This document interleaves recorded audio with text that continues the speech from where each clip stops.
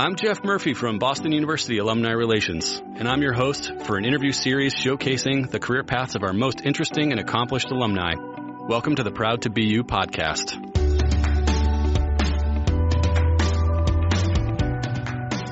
My guest today is the head strength and conditioning coach for the Brooklyn Nets, Dan Liburd. Dan completed his degree in exercise science at BU's Sargent College in the class of 2006. Since then, Dan's garnered extensive experience working with elite athletes for the Buffalo Bills and Pittsburgh Steelers before assuming his current role in the NBA. Dan sat down with me on the podcast to talk about following his passion, choosing to continue his education, and the importance of finding mentors along the way.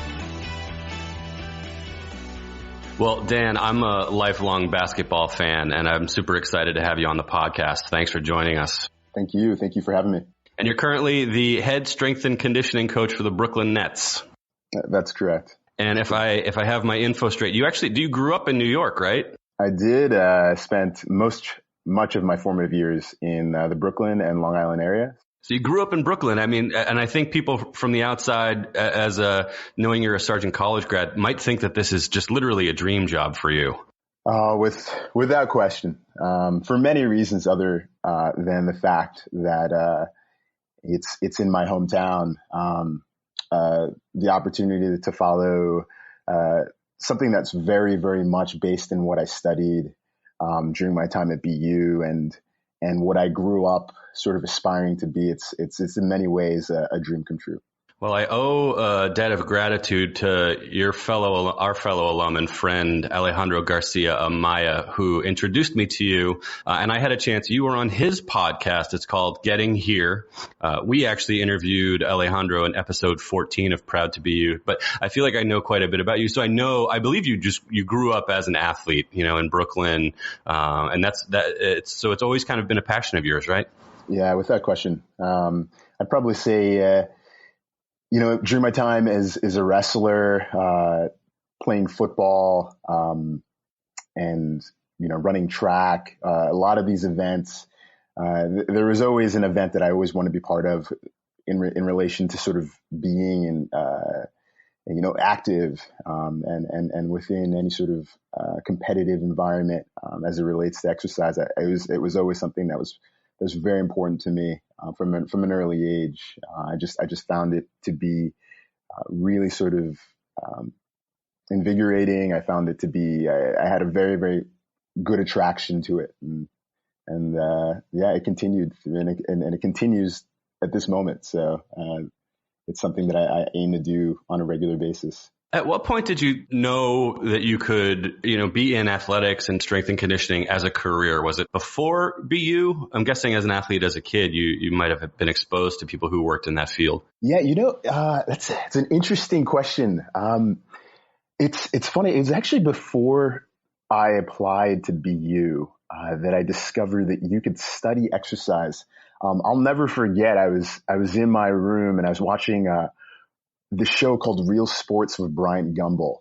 And he had entertained a guest who, the idea of studying exercise or studying sports never really seemed like feasible to me. It just never seemed like a concept that people will do. It's just, like how could you enjoy the sport and also understand all of it and tried and aim to do that as a profession. And it wasn't until I saw one of his guests who did just that. I believe it was as a female athlete, and she was studying exercise science at her college. And that was the first moment. I won't say it was a single moment that really sort of drove me in that direction, but it was one of the more poignant moments in my life that I realized that this was somewhat of a possibility, and that continued to be sort of strengthened as I continued through my career. I think a lot of people know that Sargent College is in many ways, top 5, if not the number 1 school for, I think they're the number 1 for occupational therapy, but certainly one of the top ranked programs. How did you decide to come to BU from New York? Oh, that's another one. That's another fun one is, I had actually never been to Boston. But I would take these somewhat quizzes that would provide, I don't know if you were aware, there were some during these college applications, you'd have this opportunity to take these quizzes that sort of placed you in different areas and gave you an idea of what would be a best fit for you based off your interest. And for whatever reason, BU always came up to be top 3 for me. I realized that was an opportunity that would be a great opportunity for me. I love the city, and that was one of the reasons why I decided to choose BU. And then I learned about the exercise science program at Sargent, and that confirmed my decision to go to that program and really sort of entertain BU. So I certainly want to talk about your academic experience at BU, but I also love talking to our guests just about their life at BU. When you got here as a first year student, how long did it take for you to feel like this was home? I'm curious to know where you lived while you were at BU, where you were hanging out. Tell us more about your life at BU. I had a wonderful experience at BU. I'll tell you that first and foremost. Choosing a location like Boston, you always appreciate the youth, the educational presence it holds. There's so many different, colleges and universities. You always felt like there was some sort of resource you weren't taking advantage of, and I love that. I lived on West Campus, Rich Hall. That was during my first 2 years, and then I ventured out onto Commonwealth, and then ended up on we call it Student Village, Stu V. So that was those were the locations that I ended up taking advantage of later through my years. So you must have been one of the first groups of students that got to live in the Student Village. Oh yeah. We had I'll never forget, my roommates and I had a beautiful view of the Charles River, and I remember always remarked, I was like, I don't know that I'll ever have an apartment just as gorgeous as this, later in my life. So it's pretty interesting. I've said that to every student I've ever run into who's lived at the Student Village, that they'll enjoy it while you can. Take advantage. Yeah. What were you doing for fun? Where were you hanging out? I imagine maybe you got involved in some student groups around exercise and science and training, or no? Yeah, there were many programs that I were doing right now. One of which was taking part in at FitRec. I was a trainer there. Again, I formed a group called the Aganis, like strength guys. There were a number of programs related to strength training that I was really sort of always investigating. And it began at Rich Hall. It began on West Campus, and extended into BU strength and conditioning. And then that's probably one of the more influential moments that I can remember was walking into the BU strength room and seeing a number of individuals taking part in training and also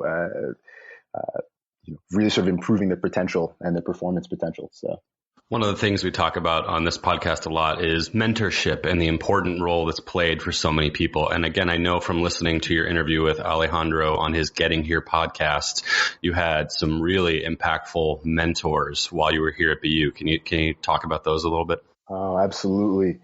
Yeah, man, unfortunate to say, I feel as if I wouldn't be able to really encapsulate the number of mentors. I feel if I was to just talk about one or two, it would have been fair to many of the others. Some of them were students, some of them were professors. I will, however, I'll try to do that and also tell you that, and just preface it with the fact that, there were a number of individuals. First, without question, would be Mike Boyle. And surprisingly, my experiences with Mike Boyle is one of the foremost respected strength and conditioning coaches in the world. And he happened to be at the time the Boston University strength and conditioning coach for the hockey team. And it wasn't until after I graduated that I had an opportunity to intern with him and learn under his guidance. And he was really a very powerful force in sort of helping me to develop into the strength coach that I am today. But there were a number of others. Glenn Harris, who's another strength coach. That was my first strength and conditioning experience. He was a strength coach, at BU. Some of the professors, my biomechanics professor who really sort of, challenged me, but also provided me some really good resources, educational resources that only served to really sort of promote my interest in the field.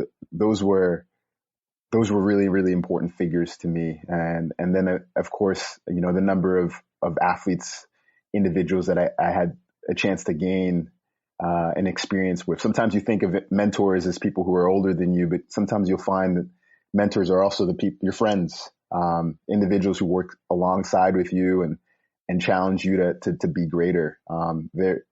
Again, to suggest that there was just one would be unfair to many of the others, but those are just some of the names. I have to mention Vic Brown and Darcy as well. Those were two fellow strength coaches who worked alongside Glenn Harris at the time, who are big time strength coaches now. So. And I know, you had some real world experiences, while you were a student at BU. You were working, professionally as a trainer after finishing your degree here. And I know that you also just got some advice about grad school. Talk to us about that decision to, continue on with your education and why you felt that was important for what you wanted to achieve in your career. Oh, wow. What a great question. You realize once you step into this field, and maybe every other field, I'm beginning to realize that this pursuit of knowledge is so intrinsic for success and for growth in the field. I didn't realize just how important that was. At the time, I knew there was importance to it, but I was so interested in just getting into the field and really sort of going through my experiences before realizing that gaining your experience is also gaining knowledge at the same time. You have to do those and they have to complement each other. And it was, again, one of my mentors, Mike Boyle, after my experience with him, working out in his facility, which at the time was at Winchester, Massachusetts. This is postgraduate or post undergraduate. He came up to me and I asked him, hey, we just finished this really good internship. I want to do more. I want to go up through the ranks. And he sat me down and he said, the next step for you has to be grad school. In this field, you can't get any farther without going through that type of learning experience. You have to go through a graduate program. And that was it. He taught me so much and I felt that was the next step for me. He ended up being one of the individuals who provided a recommendation letter for me and I continued from there.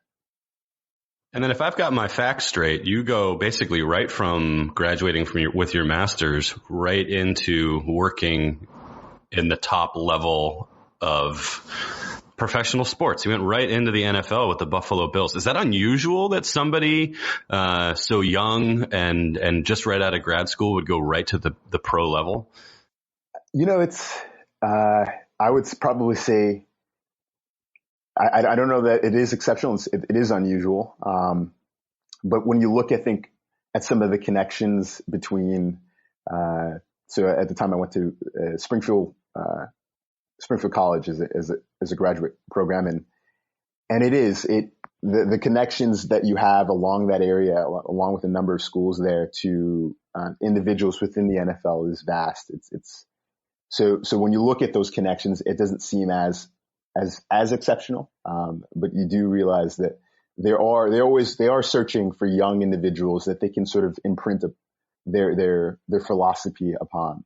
I think it becomes more challenging once you start gaining knowledge from different sects of the strength and conditioning world. So, they are looking for young individuals to come in and to learn and to practice and preach the philosophy that they instill, and they being, the experts, in that professional sort of realm. And I had the opportunity to be one of those young minds that they really wanted to provide knowledge to and really drive their philosophy through. And I was fortunate enough to work alongside some really good individuals. So. I'm curious to know just what it feels like to want to work in this field and then find yourself working with, again, the top performing athletes in their sport. And what are those sort of lessons that you learn joining an NFL franchise about work ethic, and if you could just tell us more about what it's like to work in the NFL and work with some of those incredible athletes. There's so many things to say. The one thing you don't realize is how talented those individuals really are. You know that they're elite. Sure. What does that word mean? It means that, they're an expert in this one particular area, but you don't realize that that's just one aspect of what they do. The other is that they have talents off the field, that they're very aware of what's going on. It's not just about the sports. And then also, again, you mentioned the work ethic. Football. Oh, wow. I don't think there are many sports that really test, teach, and really sort of drive work ethic. Football is it's a sport that really does that to a powerful degree. I think many athletes can attest to the fact that waking up sometimes at 4 a.m., 5 a.m. For early morning lifts, followed by meetings, followed by more meetings, followed by practice, and then post lift conditioning, followed by meetings again. You realize just how extensive one's day can be, and it starts early on. And nowadays they're asking you to do more. So to see what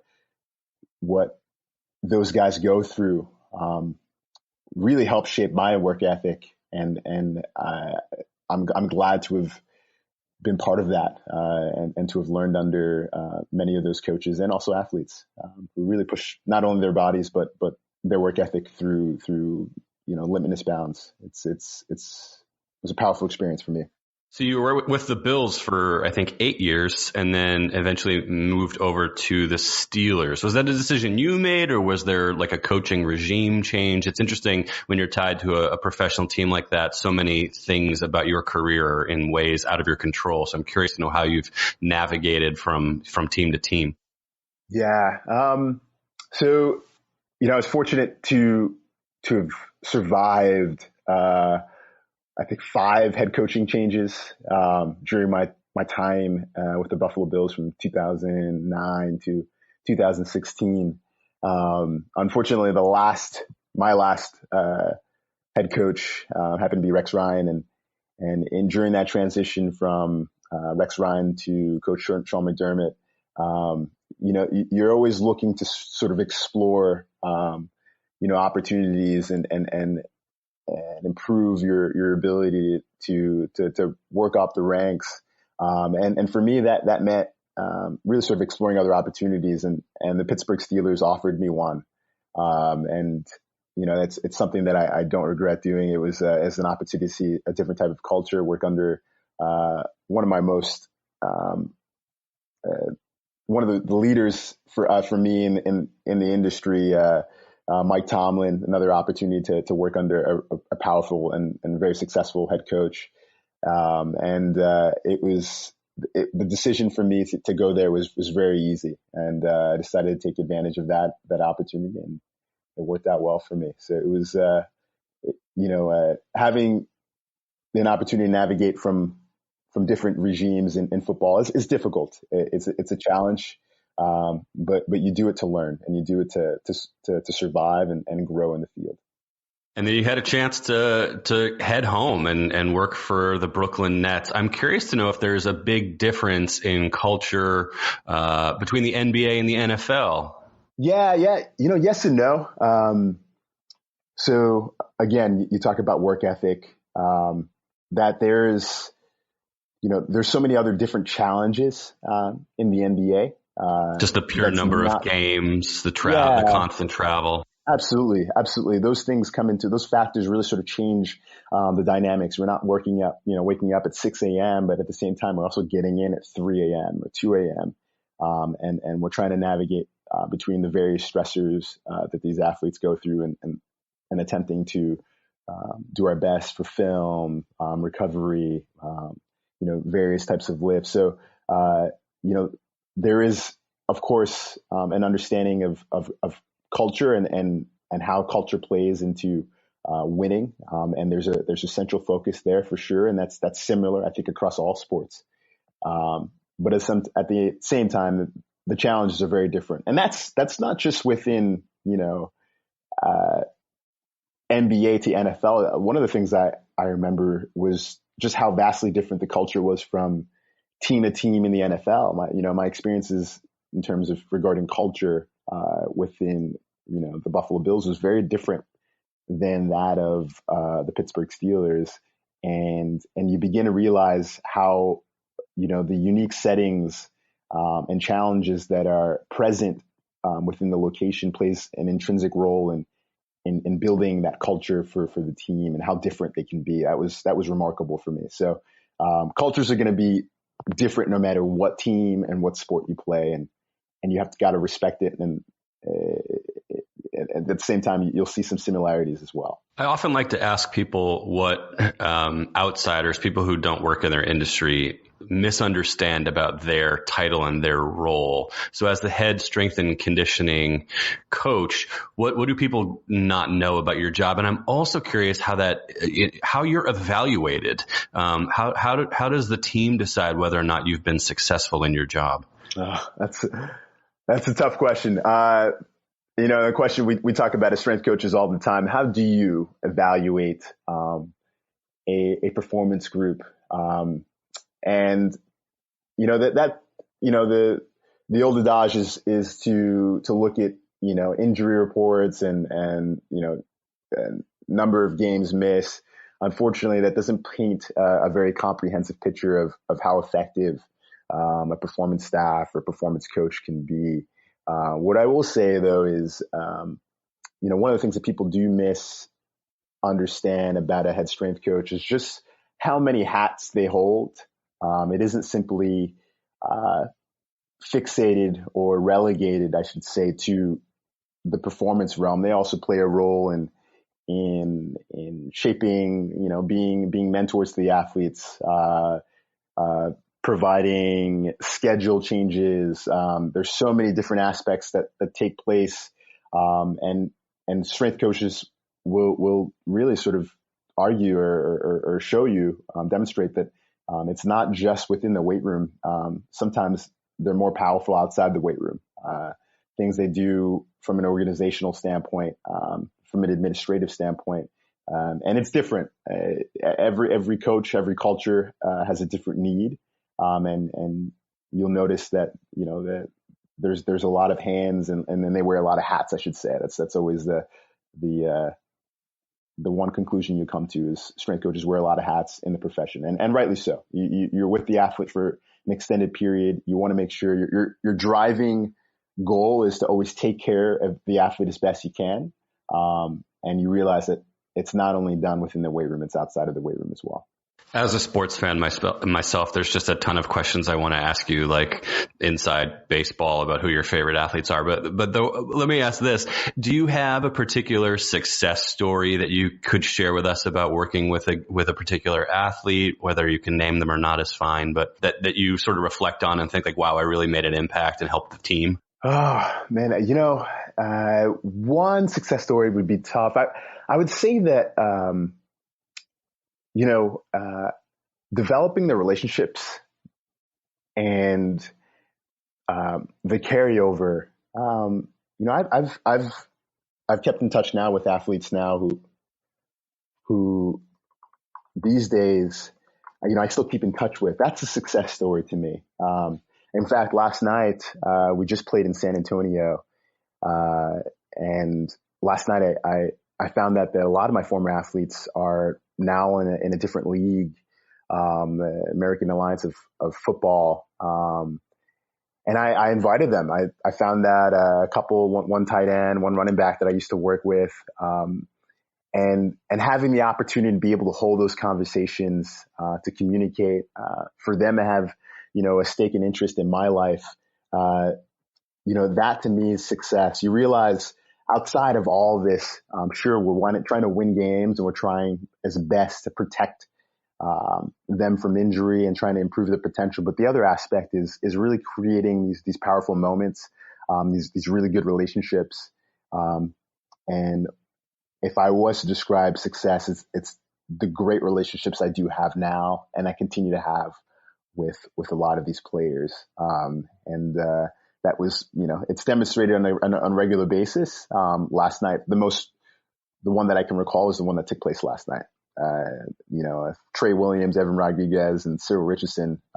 These are three athletes that I had a chance. So I've worked with. I've had success stories with Cyril, and during our time in Buffalo. Trey Williams was with the Pittsburgh Steelers, and Evan was with the Buffalo Bills as tight end. We shared stories last night, and here they are, all three of them playing together in a different league.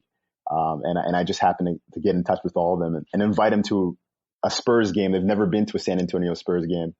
I'm a strength coach now in the NBA. So it's a wild story, but I think the point is out of everything, it's how well of a relationship you can develop with them and how great that can be.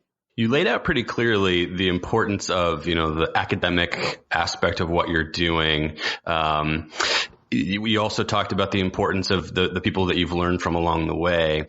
When people, find out what you do for work and they tell you, oh man, I want to be a strength and conditioning coach, outside of the academics, outside of the networking, what are the other characteristics, the other skills that you tell people they really need to focus on in order to be successful in that field? Oh my God, what a good question. And I want to, and it's a question I get all the time. And I'll tell you right now, if this is an interest for you, then the next step for you is to read. It is to read the research. There is research after research coming in. This is a growing, very competitive field. And when during the times that I'm not training, I'm wishing that I could read the latest research. I'm spending days where I'm constantly trying to balance between, my work life, my family life, and also catching up on reading. It is a field that demands respect for understanding the literature, the bias of research, all the intrinsic aspects of research, and the latest developments. Things are changing, things are growing. There's quite a bit of innovation taking place in the field.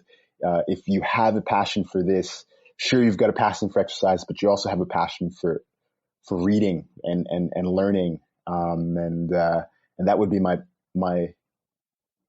recommendation for anyone in the field. I mean, at the moment, I'm still considering, I've already had a lot of schooling and yet I'm still considering ways that I can facilitate my own growth, through schooling, doing a PhD. And yet I feel that isn't enough for me to really sort of sustain myself in the field. It's got to be more. And you realize that as you continue, and rightly so, to provide the best care, you have to be, you have to stay up to date with the latest research. Yeah, I saw on your LinkedIn that you were working on a PhD, and I'm curious, where you see that taking you. What lies ahead for you in your professional goals? Because so many people, I think, would think that you're already at the top of your field. Oh no, I think again, I don't know that it's a PhD. Sure, it's just another opportunity to